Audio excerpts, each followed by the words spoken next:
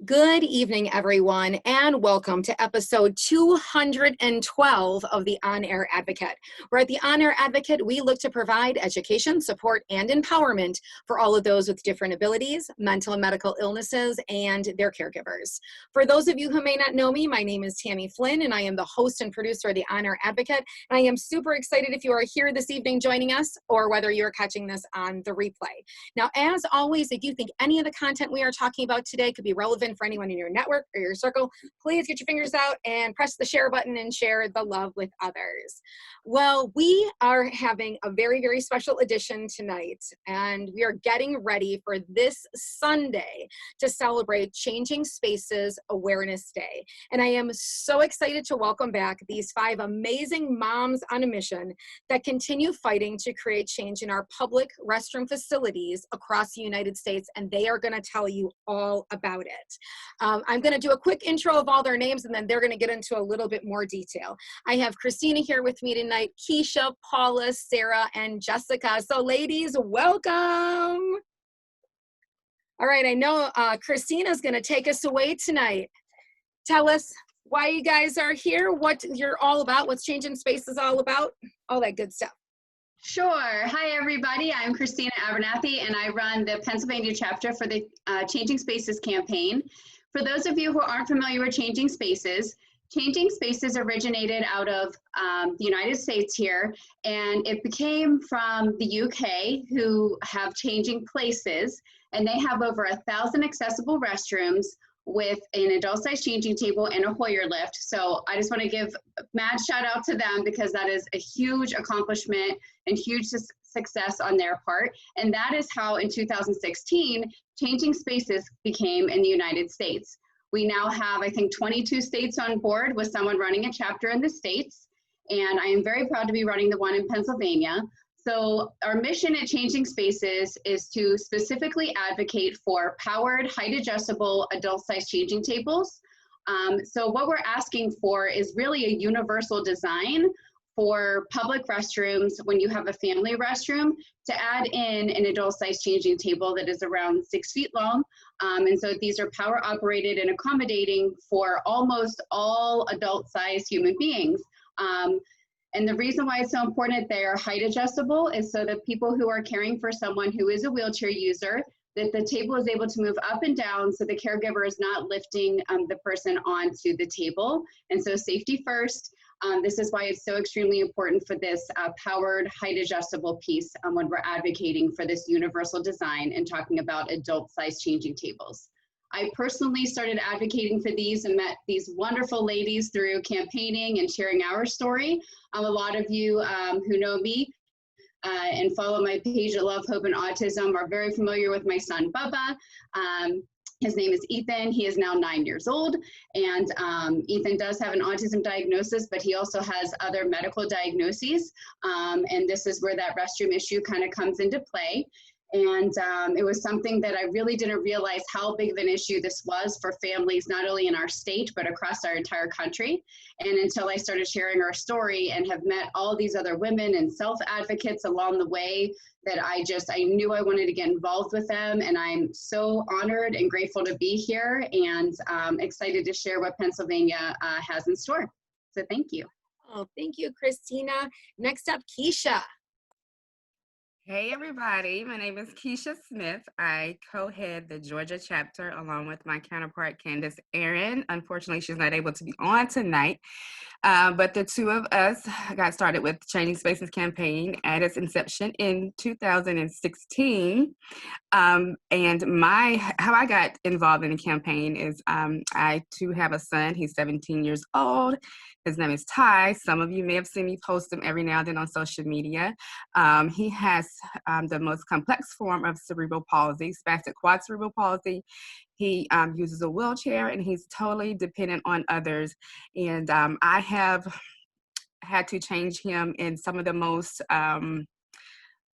unsatisfying conditions while out in public. I've had to change him on public restroom floor before. In my car, I've had to leave him soiled. or just cut our outing short and take him home because I didn't have an appropriate place to change him. And, you know, as your loved one gets bigger and older, it becomes much more difficult to take on that task.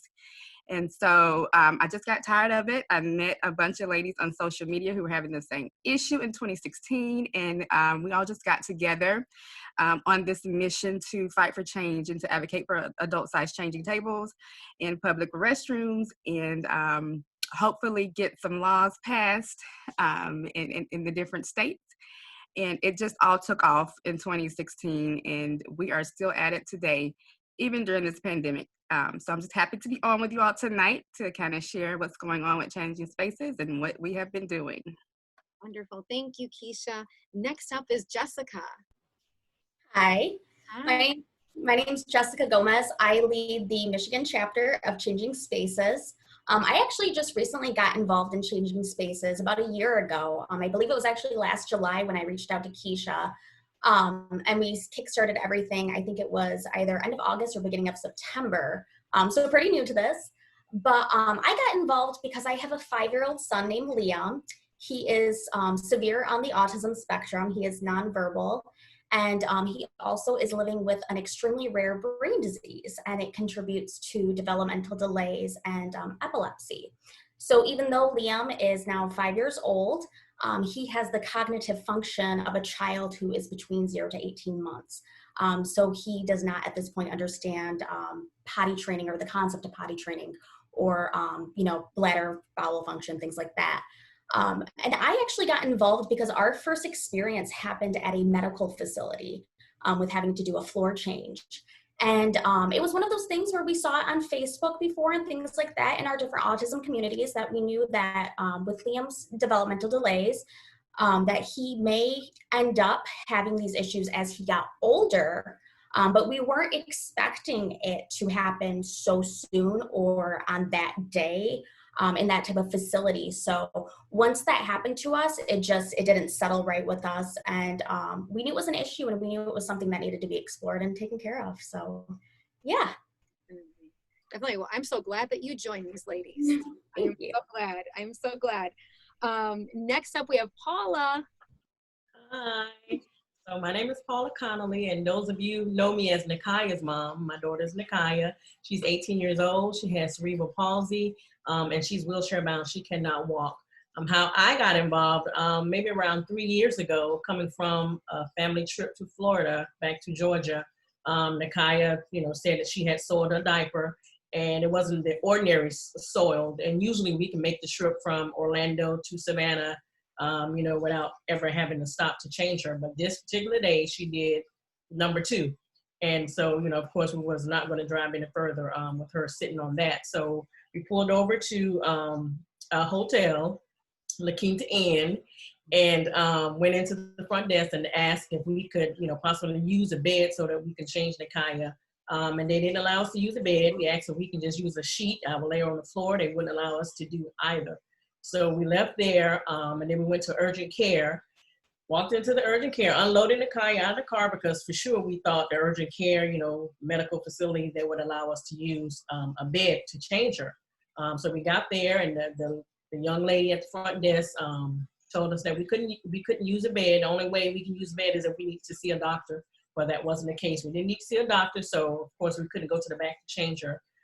So we were in the parking lot. Next door was a Walgreens. We just went in, we purchased a blanket. Unloaded the car, the dogs, the wheelchair, everything. Thank God my husband was there with me to be able to help me lift Nikaya, and we had to change her outside in the parking lot in front of the urgent care to get her changed. And so like Jessica said, I think that lit a fire in me, hurt me to my core pretty much, because Nikaya, although she has cerebral palsy, she's very cognitive and she knows what's going on around her. And at that time, she was maybe about 15 years old. So it was an embarrassing, for her, and embarrassing for me as well. So anyway, so we came back home, and I just got to writing letters and got on social media. And then that's when I, got in contact with Keisha and, just heard about, changing spaces, and, that it's not just me that's going through this, that, it's just women all around the world. So that's basically how I got involved. And yeah, that's me. I'll talk some more soon. Thank you so much, Paula. All right, and Sarah. Hello, everyone. I'm Sarah Knowles. I head up the Wisconsin chapter of Changing Spaces, along with Keisha. We've been in it right from the start in 2016. I started because I have a 20-year-old son, Matthew. He also has cerebral palsy. He's a wheelchair user, and he hasn't got the ability to be potty trained. So it's going to be a lifelong issue for us. And as he's the oldest out of this group of Robin's kids, and it gets harder. It gets way harder the older they get. I mean, he's almost my size, so it's not just not wanting to do it on a bathroom floor. It's also the space. He's 5 feet tall, so you need quite a bigger space, and then there's the privacy. So we decided to do something about it, because it was enforcing us to stay at home rather than go out. And he enjoys going out. He should have the right to go out. And so we've got a forceful group. We do. And what's so crazy when people hear this for the first time, if they're not in this space, I don't know if you get the reaction when I bring it up to people. They're like, I never even thought of that. I never even thought that if you have a loved one, and whether they're younger, if they're in their youth, if they're, like Matthew's age in their 20s, or if they're your elderly loved one, or if they have, spina bifida, I know multiple sclerosis a lot of times, can also use, like, people, because they haven't seen it and people haven't talked about it, they don't know it. So I'm sure that you guys, because if I come into, encountering that all the time, I'm sure all the time, as you guys are advocating all the time for this, hear that. And I know Sarah resides here in the state of Wisconsin with me. And, to find out that, our top-notch medical children's facility, Sarah's been advocating for that. And Sarah, they just finally are adding one. Yeah, so that was the crux that made me start, actually. I think that was my first letter of complaint, because typically I've managed to get through. Matthew doesn't have many medical issues, and so I've managed to get through until he was 17 then, through to age 17 without actually needing to change him in a hospital, because we typically would be there for quite a short time, and we only live like 15-20 minutes drive. So it's doable that within 2 hours we go do the appointment and get home. Well, this particular time, I don't know, it had taken ages, and I asked where I could change him, and they said in there, and it was just a regular baby changing. And I came out and said, does he look like, this, how old he is? I've just checked in, he's like 17 years old, he doesn't fit on there. But it was like a big bathroom, so basically I had to do it on the floor, because another thing, the actual examination rooms had fixed height tables.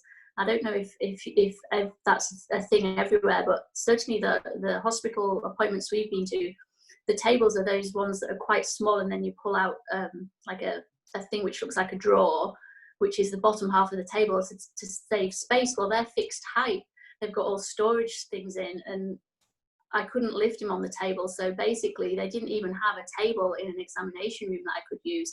So I took a picture, and then I shared it with them, thinking, oh yeah, surely it's a hospital, they'll be appalled, only to find that so many other people had already complained before me, and they hadn't done anything. They say things like, there's not enough space, or there's always an excuse. While they're renovating other things, there's always an excuse why they didn't want to put a proper bathroom in for the disabled population. And we fought, and a few people did back me up with, every time I had another conversation, I would be like, please, send another email. And they, there's a new building that's in the process of being built now, and they have said, they've even asked me for an example of a sign. So it's definitely, there is going to be at least one bathroom in there, but that has taken 4 years. And Matthew doesn't go to Children's Hospital anymore. He went to so few appointments that we just turned into the adult hospital. So that'll be my next hospital that I tackle. But I think that for so many that are listening, you would just think that a hospital right, would have accommodations for everyone to be changed. And it's not so. It's just, it's kind of a crazy thing. It just really is. Sarah, before I'm gonna kind of go backwards so we can catch up state by state.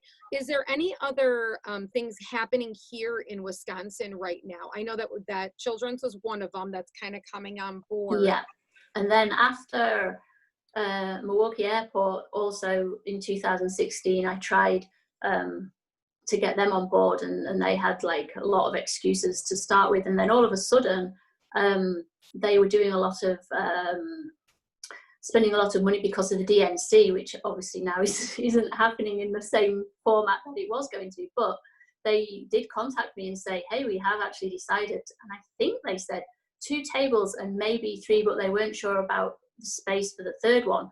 And so I didn't have a time frame on that, but they assured me that they were definitely going to do that. So that's one positive.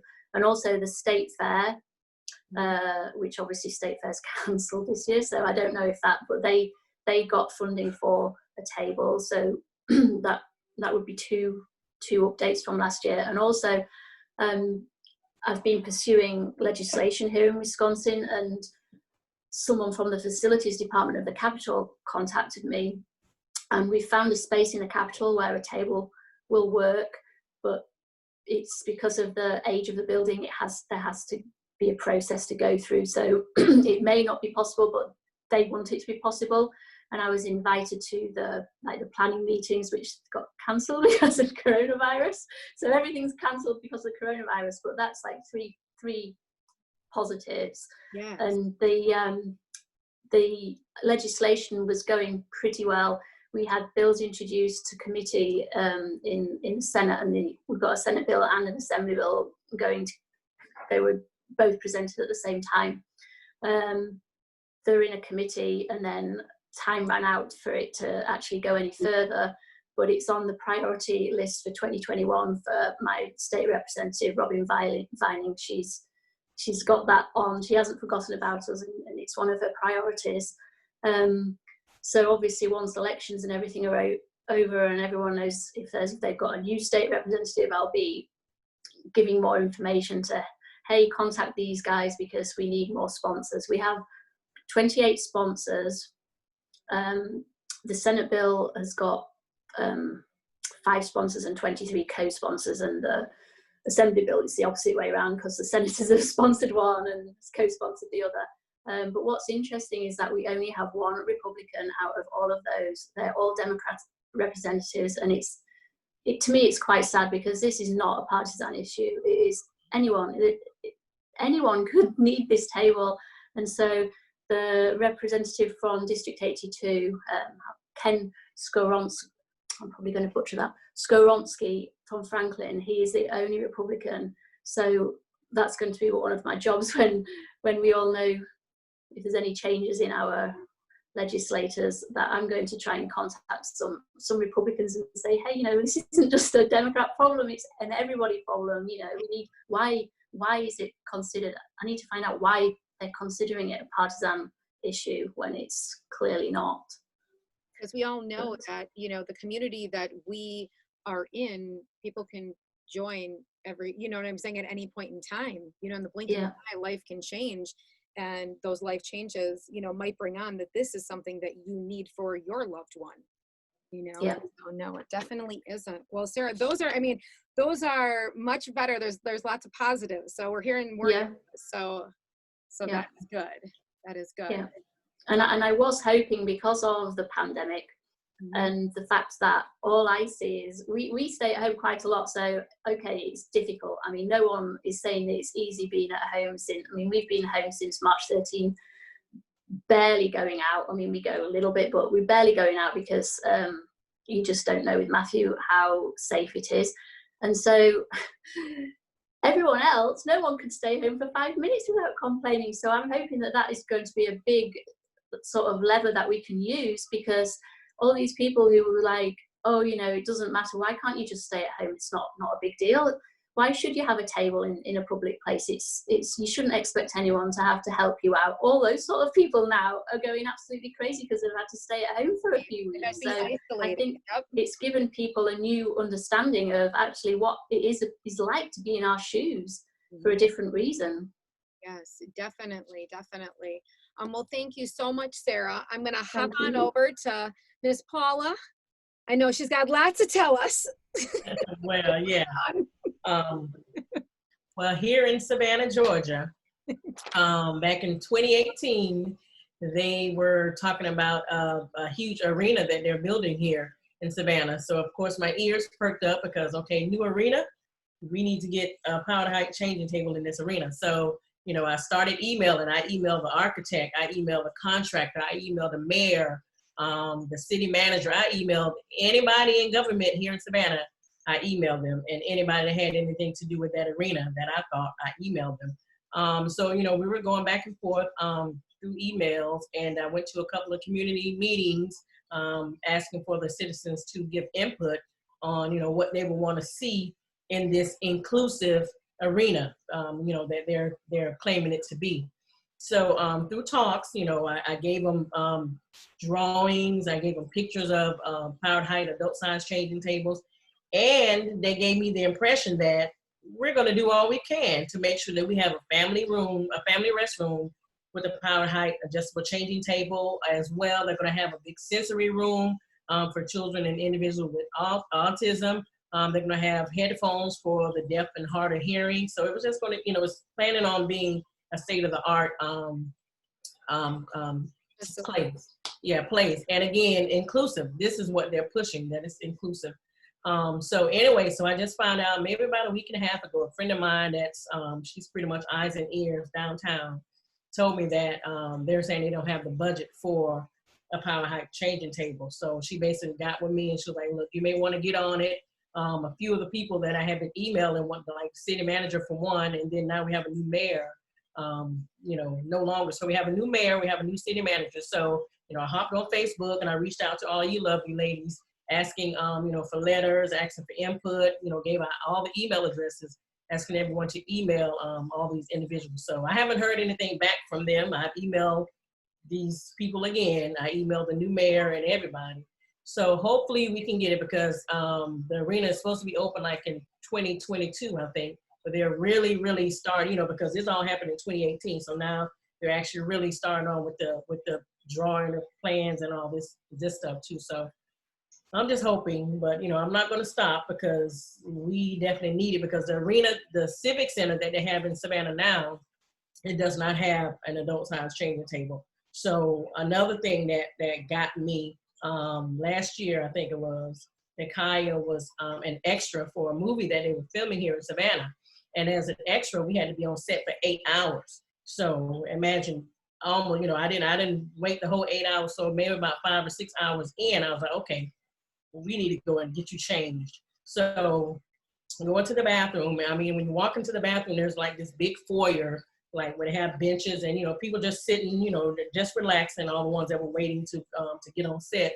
And then you go into the bathroom where all the stalls are. Well, of course, you know, they have the baby koala changing table, but there was no other place for me to change Nikaya except for in the foyer where they have seating benches where everyone was sitting at. So I basically had to ask the people, look, can you all please, you know, step out because I have to change my daughter and this is the only place I can change my daughter. So, you know, most of the people that were in there, they were kind enough to step out.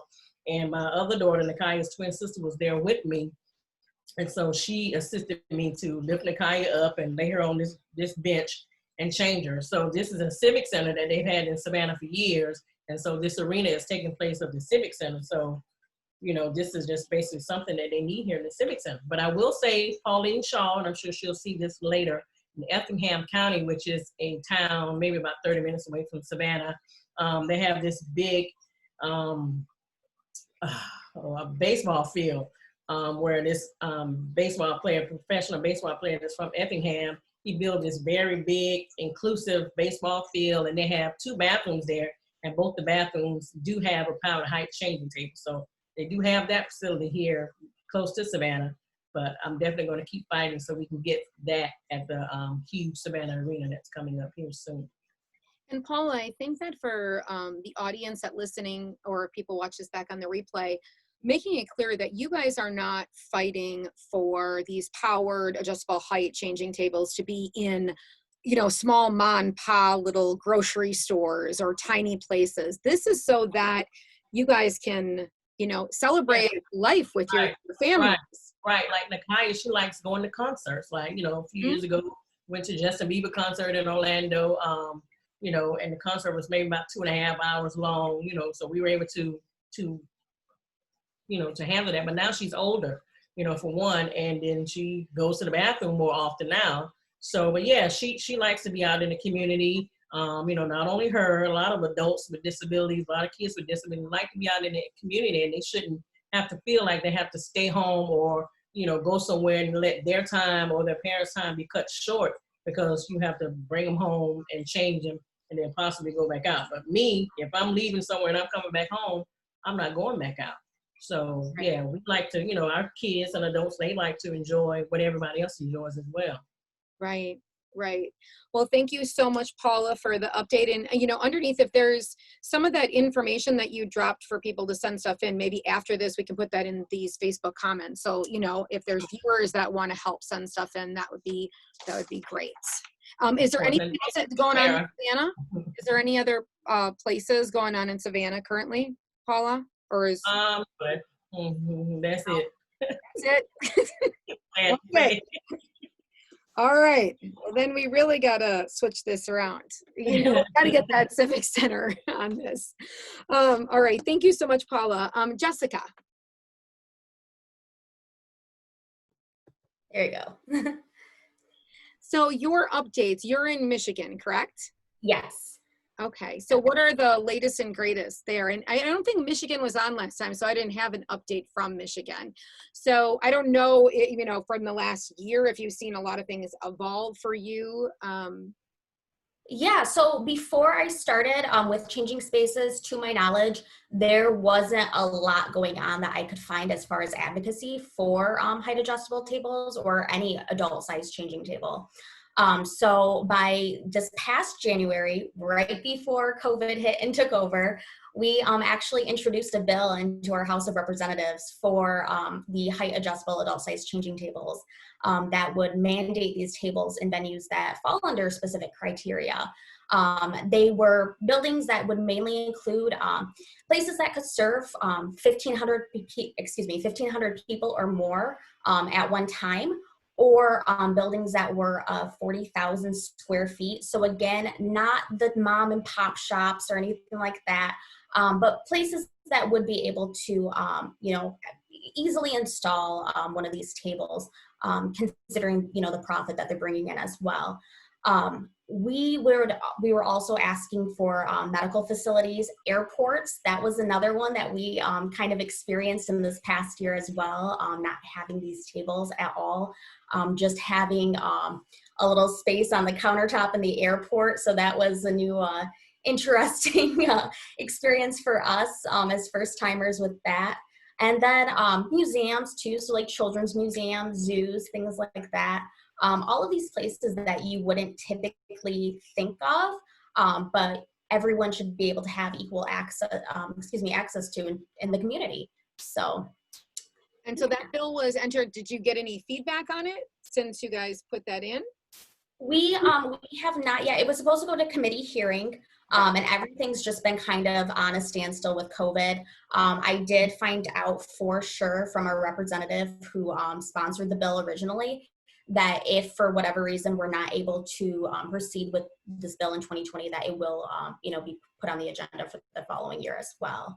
And beyond that, in Michigan too, we were able to go ahead and with the University of Michigan, I don't know if you're familiar with them, they have a really big healthcare facility in our state, one of the main hospitals for both adults and pediatrics. They have CS Motts, and they are opening up a new hospital. And I was able to go ahead and have a conversation with their CEO, and they will be having a height adjustable adult size table in their new hospital once it's built. And then from here on out, they will also be including that in any plans for builds. So that was really exciting as well. So we have at least the one hospital on board with everything. So that was major. So That's great, Jessica. Thank you so much for that. Anything else or any other places that you're thinking of advocating outside of those bills or that you've talked to in your area? Yeah, so I also had reached out to Little Caesars Arena. That is also one of our major big like concert venues in our state too. All types of concerts, sporting events, different things like that. And again, right before COVID took over, I am currently waiting to hear back from them to see if they could go ahead and include one of these tables in their facility as well. So we're just kind of waiting for this, pandemic to, yeah. To be done. To be done. Yeah. Yep. To get you a little bit more normal state of our new normal. Yes. Whatever that's gonna look like. So thank you so much, Jessica. And next up, Keisha. And Keisha, as you're giving updates, I would just like you, if you can just share with the audience too, that sometimes when we're talking about we're looking for these accommodations and these tables putting in, people think it's this absorbent amount of money we're talking about. And I really think like an elliptical in my house may have costed the same amount. So I would just love for you to share. I would love for you to share that as well. I was definitely going to touch base on cost because that's the first thing that people want to know about when we approach them with our ask of the adult size changing tables. It's not as expensive as one would think. You can actually get an affordable height adjustable powered adult size changing table for $2,000 or less. I've actually seen a table that would suffice for around $1,500. It's actually a table that's in my son's classroom. So, and now they do go up in the tens of thousands of dollars. And, that would be, of course, up to the organization, the company, or the facility, or what have you, if they want to go the Cadillac route and get the $10,000 height adjustable table and rock it all out. That's all fine and good. But we just want to really stress to our audience and to our supporters and people who are going to be supporting us that we are not just advocating for the higher end tables. We would just be satisfied with the $1,500 table that would allow it to be adjustable so that we can adjustable to our heights. We all come in different shapes, forms, fashions, and heights. And so a fixed table would really be more of a risk also to the caregiver or either the individual that needs to be assisted.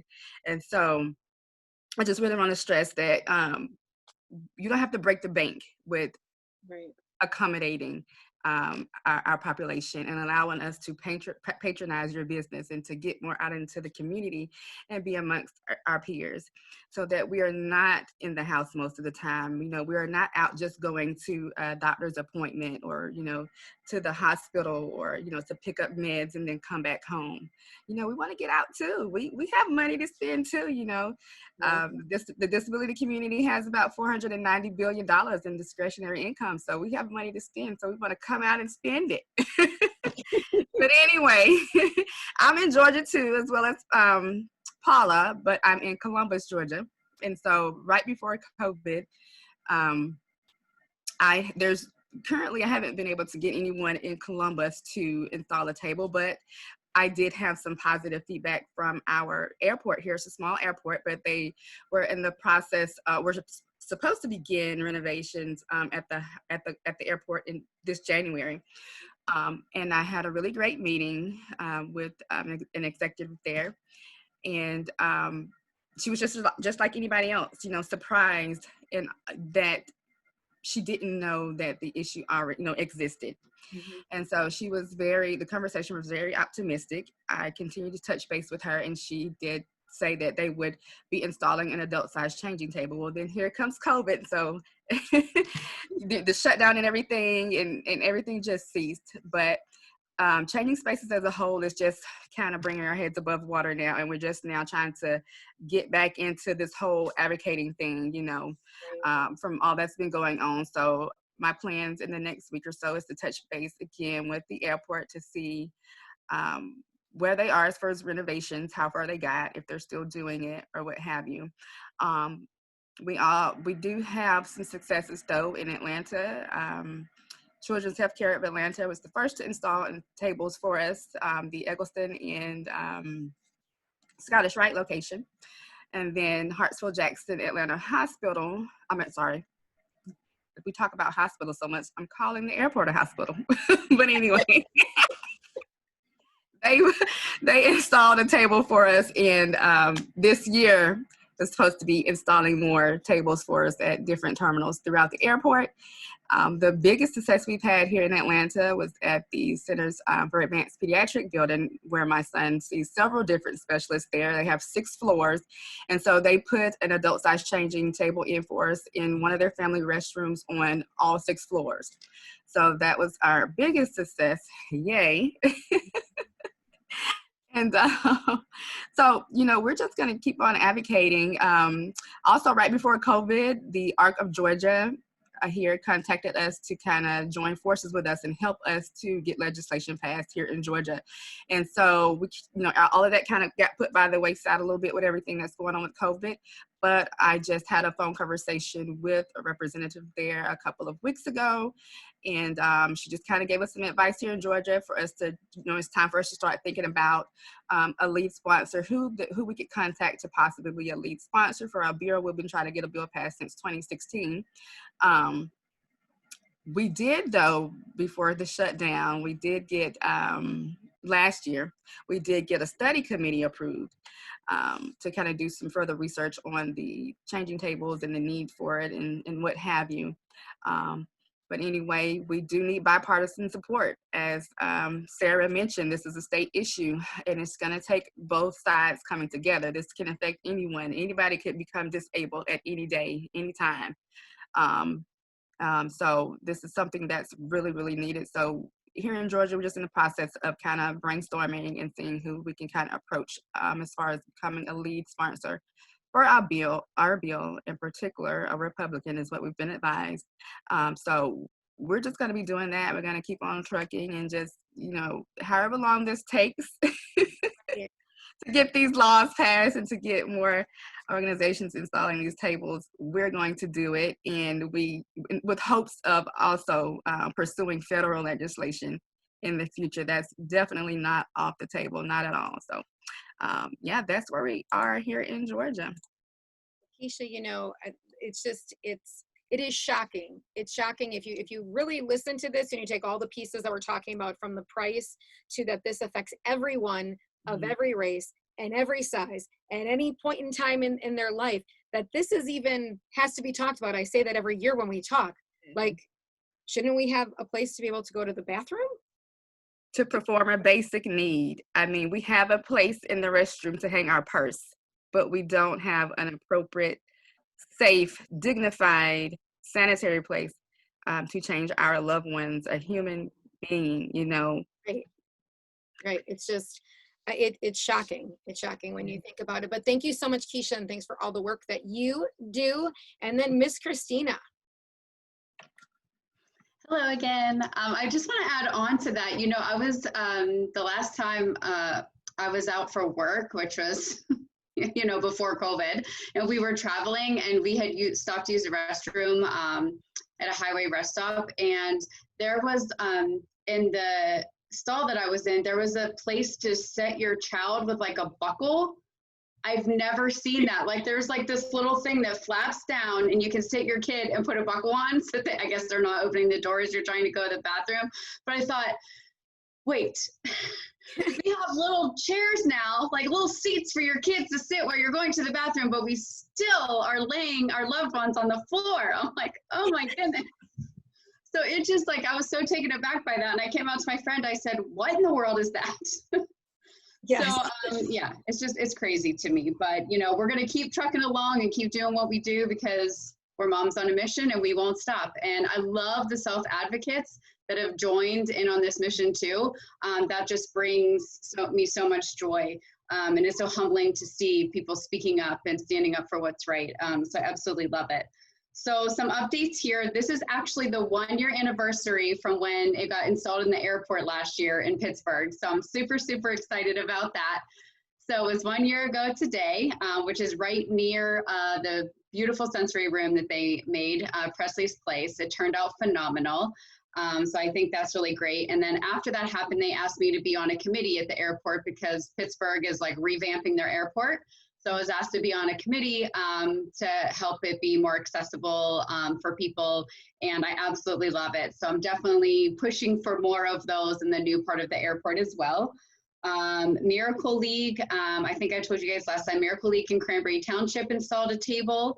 The new Miracle League in Moon Township is still in the process of being built, but they installed two different ones in like 2 different family restrooms, which is absolutely amazing. I thought they were going to do one, they ended up doing 2. The YMCA here in Sewickley, which is where Bubba takes like, it's swimming lessons, but right now we're still working on like water safety and things like that, and he'll work his way up to swimming lessons. So our local YMCA installed one because their pool is heated and is specifically for like aquatic therapy for the elderly, people with disabilities. So it's in the perfect spot at the Y. And there is elevators in case there's somebody who might be upstairs that might need to utilize something like that and come down on the elevator and use it. So I was very thankful for that one. There's one being put in at Whiteman Park here in Pittsburgh as well. I believe they're still working on that one. We have one at Children's Hospital in Pittsburgh. The Children's Museum Lab has one. And as we speak, there's one that was already prior to COVID starting to get installed. And so now they're kind of finishing that up. I can't make it public yet because they kind of want to do the big announcement when it comes. So that's pretty exciting. And then there's 3 more in the works. That's pretty big here in Pittsburgh. But again, until like it's further along, I can't say much, but it's still moving along really nicely. So regardless of COVID, I feel like it's not going to stop any of us from doing what we do. It might kind of change the time frame, I feel like, but it doesn't stop us from doing what we're doing. I'm also working with state legislators, and we have had a press conference already in Harrisburg. And then since the House bill was introduced and in a committee, they then did a companion bill in the Senate, which is amazing. So now they're kind of going side by side. The Senate bill, I like the language in that one a lot better. We really sat down and kind of like revamped the House bill, which, we all know how the language in the bill makes a huge difference, especially for that height adjustable piece, the fact that it's 6 feet long, power operated, things like that. We actually had a hearing in October and they asked me to testify there, which was super nerve-wracking, but so exciting at the same time, just to be able to speak on behalf of so many families and just bring awareness to this very, very important piece of equipment that will be utilized by thousands of families across our country. So I was extremely grateful for that experience. It went really, really well. And I felt like we were in a really good place as far as the Senate bill and the House bill, and then COVID. So I don't really know. I checked in with people. I haven't heard anything back. I know they will. I know that they're busy. So I don't know if the bills have since like flopped and we have to reintroduce, or if they're still kind of hanging on and there's a chance. I just don't know yet. But I do know that the people that we have advocating for these and asking for these bills and sponsoring and co-sponsoring are people who are in our corner. They're people who care. They're people who genuinely want to see the change made, and that makes me feel good, because I feel like when people have that genuine heart and that, that passion behind it too, I feel like that's where that change is going to happen. And I'm going to piggyback off of Keisha and Sarah. This is not a political issue at all. This is a basic human right. So I don't care if you're Republican or Democrat or whatever. This is a basic human right. Can you imagine not being able to leave your house because you want to go somewhere for the day and you're like, oh my gosh, they don't have a restroom. Just imagine going somewhere for the day and they have no restroom at all. So that's kind of what it's like is, we pick and choose everywhere we go. How long are we going to be there? And it breaks my heart. So before I get all teary, because until you live it, it's life-changing for your entire family. And, we do have other children too, so their lives are impacted by this too, and it makes me really sad. And again, we're not asking for small mom and pop places. These are places like airports, museums, sports arenas, amusement parks, zoos, aquariums, hospitals. You would think hospitals have these, but they don't, guys. They don't. I changed Ethan on a beach towel on the floor at a hospital. Right. You know, like, I know that people might be listening and be like, they don't have that? They don't, guys. This is why it's so important. And just like, I forget who during this had said, like, it could happen to anyone at any time. We're literally an accident or an injury away from any one of us needing this tomorrow. So when somebody says to me, and I've heard it many times, more times than I'd like to admit, well, I don't need anything like that, or I don't know anyone who would need anything like that. Maybe not today, maybe not next week. Your dad could have a stroke next week and you'd be caring for him for the rest of his life. You just have no idea. And I applaud everyone on this call for everything that everyone is doing. I thank you, Tammy, for allowing us this space and your platform to just share how important this truly is, because we are all so passionate about it, but I think our passion, it's like a ripple effect. And I think every year we come back and we have new faces and we have more people that are advocating with us in our states, and that's what it's all about. Because whether it affects you personally or not, it is affecting someone you know, and you might not even know it until you start talking about it. So thank you so much for having us. I think that's all the updates that I have. But it's going really well. It's going well. We're being heard. We are being heard, ladies. So don't ever dismiss what we're doing, because it might look different from day to day, but I definitely feel like we are a power force to be reckoned with, and we are being heard. And I think that for you guys being the mom, you guys are these moms on a mission across the United States doing this. I think sometimes when people see this as a snapshot, they see it as moms that have special needs children or special needs adults. Just like you said, Christina, make note that you could have a stroke tomorrow. You could get in a car accident. Something could happen. You could become a caregiver for your elderly loved one who's incontinent, just incontinent because, you know, they're aging. I always challenge people to think to yourself, or if you've ever been in that position, you know, I have for my son as well, you know, till he was around 10, was doing it. And at that time, he was about 115 pounds. After his last surgery, he's 6'1" and 260 pounds. That is something. So when you talk about something having to be height adjustable, I'm 5'2".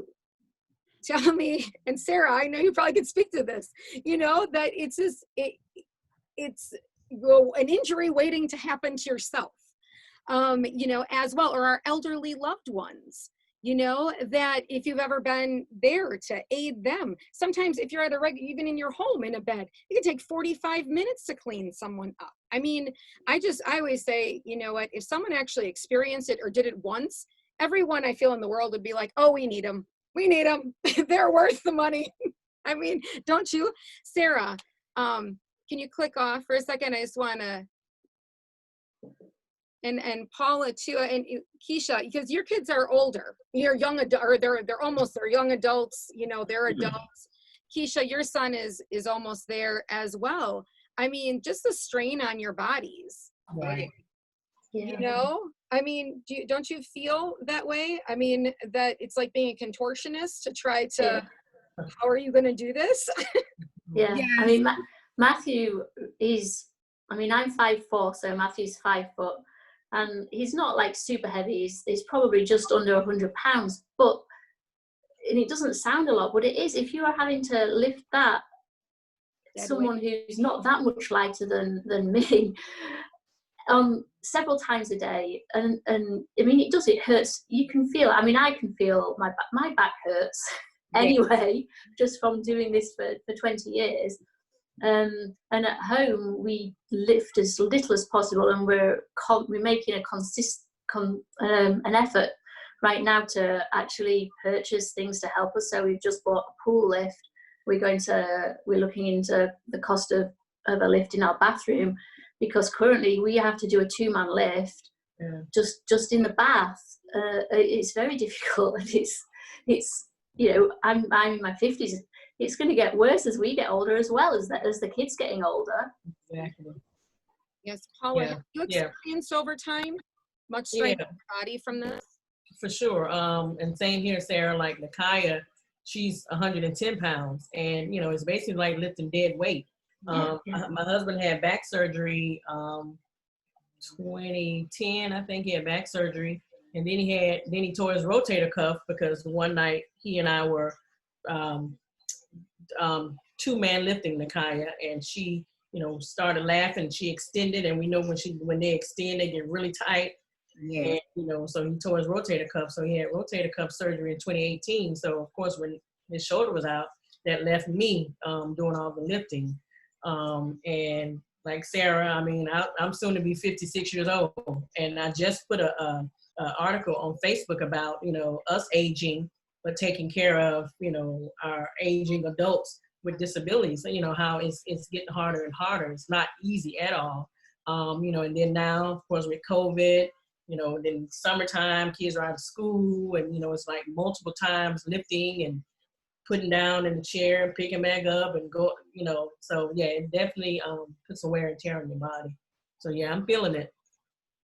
So I pray every morning, every day, every time I lift her up. Actually, I ask God to give me the strength to do it, because without Him, man, it would be very, very hard.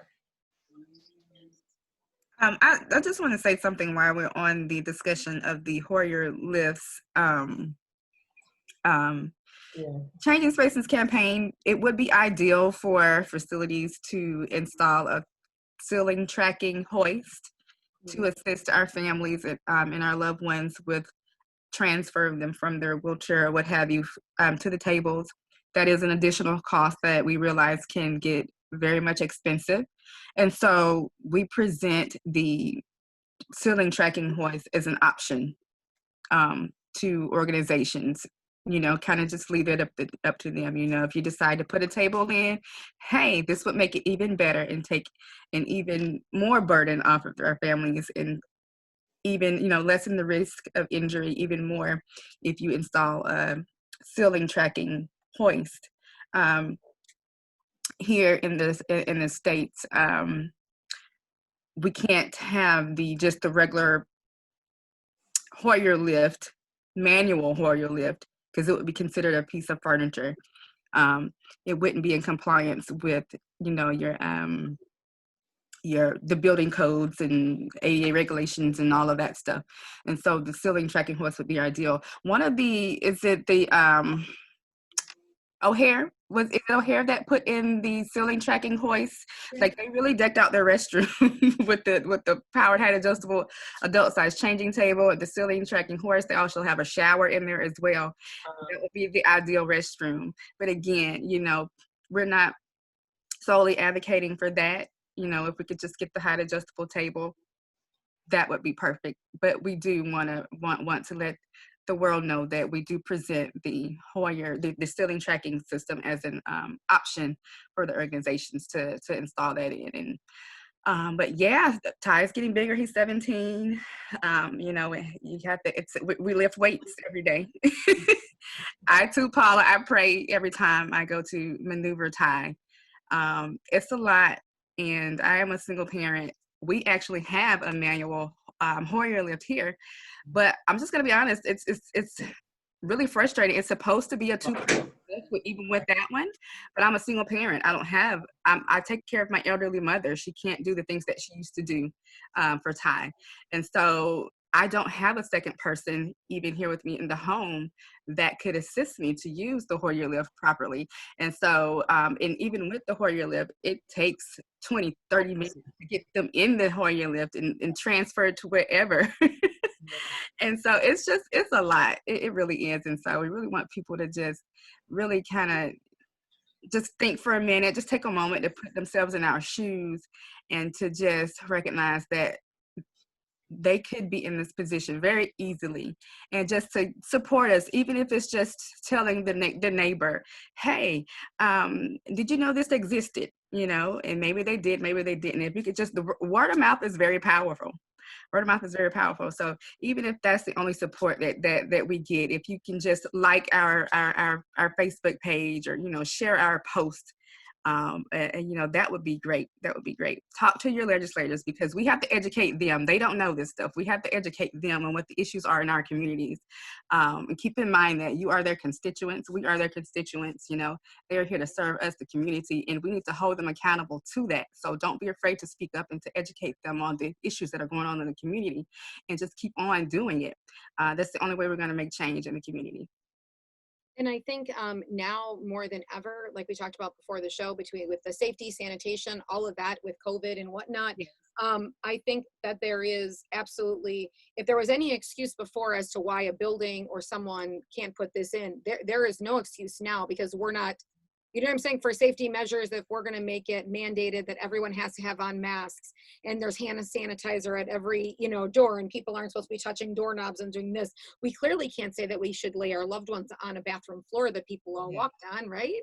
Amen to that. I mean, it should be a really an easy thing, like, hey, COVID happened, pandemics can happen again and again, you know what I'm saying? It's going to be around for many, many years to come. I mean, how are we going to safely go out, with Right. that? So I don't know if you guys have, kind of talked about that, or within your mission moving forward, if that's something you're going to be addressing, that safety and sanitation. Yes, we've been addressing that previously, but we've got to wrap it up a notch.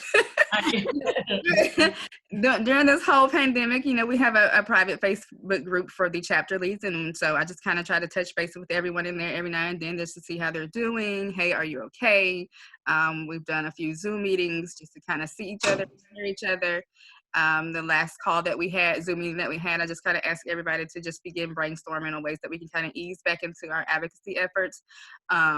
And if the chapter lead is interested in pursuing legislation, we can just be brainstorming and brain dumping and sharing ideas amongst each other on what we can do to kind of just ease back into this thing. And we're easing back into it now, Tammy, thanks to you with this interview. You just always supported us, and we're so appreciative of you. So that's what we're doing now. And then if any of the other leads for any of the other chapters weren't able to hop on tonight, if you are listening to this, please drop below for us. Hey, if there's any great things, that have come forward, anyone that we should be giving shout outs to that are putting these tables in, that are moving stuff forward, or any, help that you need on our end. And I would love in wrap up, and I didn't tell you guys I was going to do this, and I know it's late on the East Coast or later, but as we wrap up, I would just like you to just kind of just take a moment of final thoughts to give the audience that is listening, or if they listen to this replay, just some of your final thoughts about this, because we all have personal thoughts. My thought to everyone is that I think you should challenge yourself. I think too much in life we wait for things to happen to us before we get passionate about them, before we care about them. If it doesn't affect me, if it doesn't affect my family, well then I might not have the time for it. Take moments, listen, challenge yourself to get involved in something that, whether it happens to you or it doesn't, is creating change in other people's lives. I just think that that's, so important. So much of the time we wait. Why are we waiting? Why are we waiting till it happens to us before we care about it? Just care about it. These are human beings. We're all human beings, loving each other. So that's my thoughts.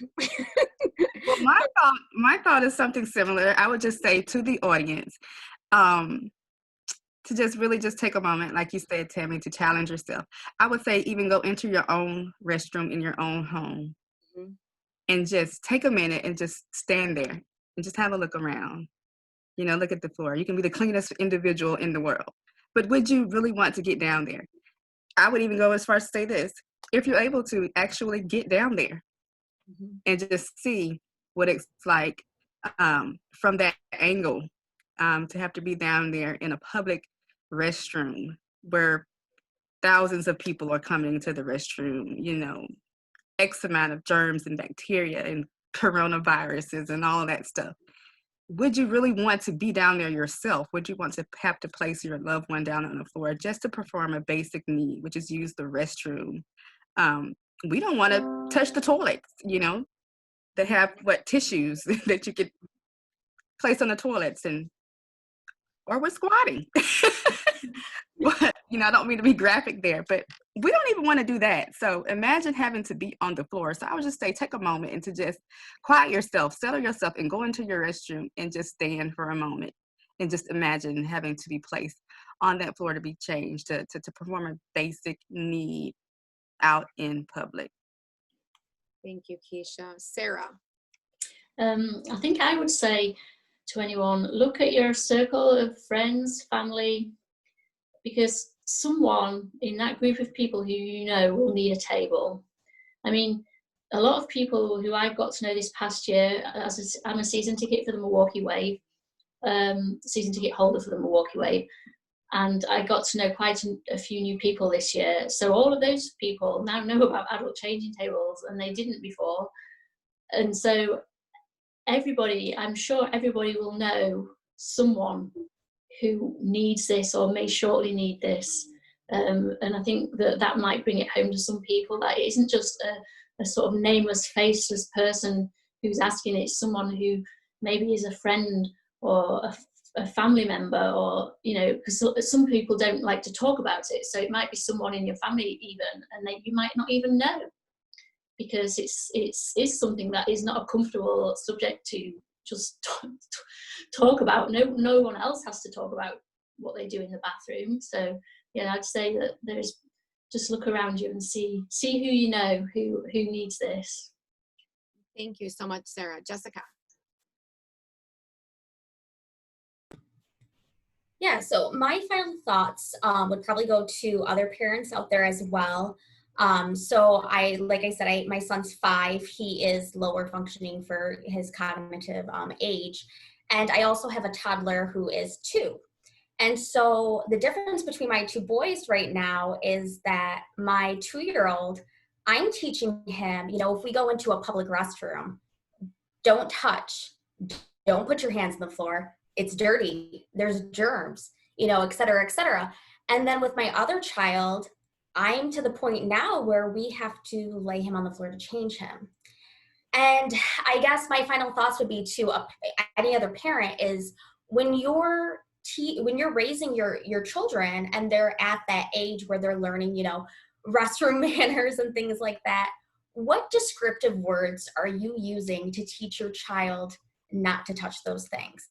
And if you're teaching your child those descriptive words, then why are those descriptive words okay for another human being to be exposed to that? And even going beyond that too, for, you know, people who may not have children, if you were in the workplace or wherever, you know, and you had another adult tell you, hey, go lay on that bathroom floor, you know, one, you'd look at them like they're crazy, but you'd probably take that as an insult as well. And if you find that insulting, well, then you know that there's an issue with it. So yeah, those would probably be my final thoughts with everything though. Thank you so much, Jessica. Christina. Well, it stinks being last because I feel like everybody took everything. Paula's last. Okay. Well, I'm sorry, Paula. So I don't know. I think what everyone already said, I was like, yes. I think if I would say anything else is, parent or not, when you use the restroom, imagine if there wasn't a restroom there for you to use while you're there, thinking, what in the world would you do? If you are a parent, you know, looking around, what would you do if your choice were lay them on the ground to change them on a towel or what have you, and continue the day or continue your time out, or pack up your family, leave them soiled and go home? I mean, these are the type of choices that we make, and we shouldn't be making those decisions. You know, our families and our children, our loved ones, no matter the age, or ability, they all deserve to have a space in our community and to enjoy the community like we do. So whether that's a ball game or a concert or what have you, and if they get to go out because they're having a good day and they're having a good time, they shouldn't be left leaving early because there's not an accessible restroom. And so I just want people to be mindful of that. And you know, Ethan's even been laid down in the back of our car. We have a big SUV. And so we'll lay down that 3rd row, and, you know, I have like my other kids putting up like towels around me. You know, and could you imagine yourself or changing your child in a busy parking lot in front of people? We all deserve privacy. This is not something special just for our children. This is a basic human right. And I just want people to understand and start conversations about this. It's not an easy conversation, but just be mindful of that and kind of start thinking when you're in the restroom, like, wow, Like if my friend was here right now with her child, like where would she change him, or where would she change her? How would she help her? What can I do to help, you know? So I just think, you know, being mindful of that, and just any way that you can help. Sometimes it's just a listening ear. It's starting a conversation with a neighbor, because like the other lady said, it might be a neighbor down the street, your loved one that's in a nursing home, or your cousin's brother, sister. Somebody you know needs this for sure. Thank you, Christina. And Paula. So yeah, so all of y'all took all my answers. No. I know you have an answer there. I know you all do. my answers, yes. But another final thought is basically, you know, for everyone that's out there listening, to put yourself in our shoes. Like Christina just said, you know, yeah, we have like my brother in Orlando. He had a stroke about 5 years ago, so he can't walk. My sister's taking care of him, but you know, like if she was to take him out to a concert or somewhere, she wouldn't have any space to change him. And then if you just go into a restroom and you see where they have the handicap accessible restroom, just picture yourself walking in there with someone that's in a wheelchair. First of all, it's not big enough for the wheelchair and the person and the caretaker, together. And then again, like everyone has said, just to lay them on the floor, on the nasty floor. I mean, who would want that? Who would want that? You know? And one of my biggest mottos is, and I may not be saying it right, but y'all will get the hint. Ask for what it is that you want, because if you don't ask for it, they will assume you don't need it. So that's always been my biggest thing with Nakaya throughout school, and, you know, just basically throughout her entire life. So just for everyone that's out there listening, you know, if you have a loved one that's in a wheelchair, if you have a family member that had a stroke, you know, just talk about, bring the conversation up. And one of the biggest things you can do for us is to share this video. Just share it, talk about it, have the conversations. Like, I live in Savannah, but most of my family's in Orlando. So, you know, to have the big Orlando arena, just, you know, talk about it. If you see people, if you know anyone that's in higher position, like the mayor, people like that, just bring up the conversation. You know, hey, do we have an adult size changing table? You know, if I was to take my mom or my brother or my child to this venue, do y'all have a space, you know, for me to be able to change them? So, you know, just put yourselves in our shoes. You know, you wouldn't want that, and we don't want that. So we're going to keep fighting. Keep fighting, ladies. Yes. Thank you so much, Paula and Christina and Jessica, Keisha and Sarah. Thank you guys for being here with me tonight. I know we went a little bit over an hour, but you know what? Everything that we talked about needed to be talked about. This needs to get out. And, you know, I hope that there is a day that comes that we can look at this at 2025 and we don't even have to have this conversation anymore. You know what I'm saying? That it's just every building that's built that's bigger than so much square footage has the appropriate table. Everyone deserves human dignity. Everyone deserves the right to be part of their community. And so that is what I pray for. And with all of you guys, I know it's going to happen. So with that, everybody have a wonderful evening. If you guys want to know more about the On Air Advocate, you guys can head on over to onairadvocate.com. And then Keisha, what is the main place if somebody's listening, they want to get involved, they want to open a chapter, they want to do any of those things? So our website is changingspacescampaign.com. We are also on Facebook at Changing Spaces Campaign. That is the main page. We do have other states with chapters, and they have formed their own pages. So you may see Changing Spaces Pennsylvania, Changing Spaces Wisconsin, but the main page is Changing Spaces Campaign. We're on Instagram at changing.spaces, on Twitter CS_campaign. You can also email us if you have any questions, or if you are interested or wanting more information on starting a chapter. You can email us at changingspacesga@gmail.com. That's Changing Spaces Georgia, ga@gmail.com. More than likely, I will be the one responding to the email, or either my counterpart, Candace Aaron. So that's how you can reach us, or inbox one of us on Facebook. Yes, you guys can drop it below this live too, and I will get you to whatever lady you need to for your states. All right, ladies, thank you guys so much. Thank you everyone who is viewing tonight or catching this on the replay for joining us this Thursday evening. And remember, this Sunday, July 26th is Changing Spaces Awareness Day. So share the stuff. you have a shirt, wear the shirt. Change your profile pictures. We'll all change our profile pictures, and there you go. There you go, Keisha. Yeah, there's all different little things that you can do. Spread the word. Thanks again, ladies. Bye-bye. Thank you. Bye.